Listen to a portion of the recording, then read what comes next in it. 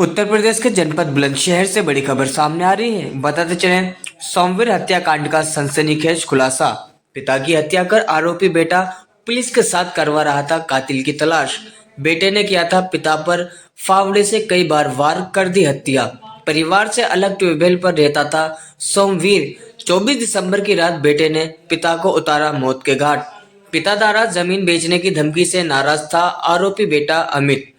Police ने आरोपी बेटे को किया गिरफ्तार। आला कत्ल फावड़ा भी बरामद। अहमदगढ़ थाना क्षेत्र के खुसरूपुर की घटना। अब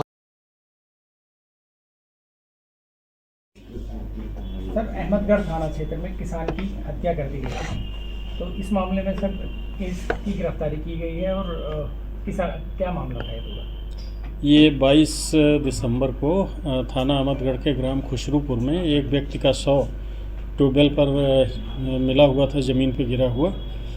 इस सूचना पर स्थानीय पुलिस मौके पर गई थी और उनके द्वारा वहां पर जांच पड़ताल और छानबीन की गई थी। मृतक के बड़े पुत्र के द्वारा एक प्रार्थना पत्र दिया गया, जिस पर अज्ञात में समुचित धाराओं में FIR दर्ज की गई थी। बाद विवेचना, जांच पड़ताल और छानबीन, जिसमें SOG टीम और थाने की टीम लगी हुई थी, ये पाया गया कि मृतक पिछले लगभग 8-10 वर्षों से अकेले ट्यूबवेल पर रह रहा था और अपने परिवार से अलग रहता था। परिवार के लोग उससे असंतुष्ट थे। वो अपने दोस्तों यारों के साथ रहना, परिवार को कोई खर्चा बर्चा न देना, और वो खेत बेचने की भी बात कर रहा था, जिसके कारण उसके छोटे पुत्र ने असंतुष्ट होकर रात्रि में 21/22 की रात में फावड़े से उसकी हत्या कर दी थी।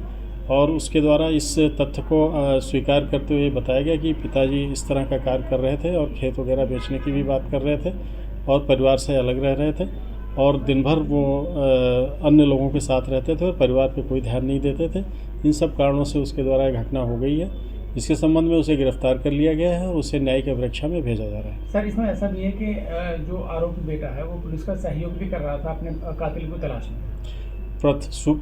प्रारंभ में जब पुलिस मौके पर गई थी तो उसने अननोन बनते हुए, अनजान बनते हुए इस तरह का प्रयास किया था।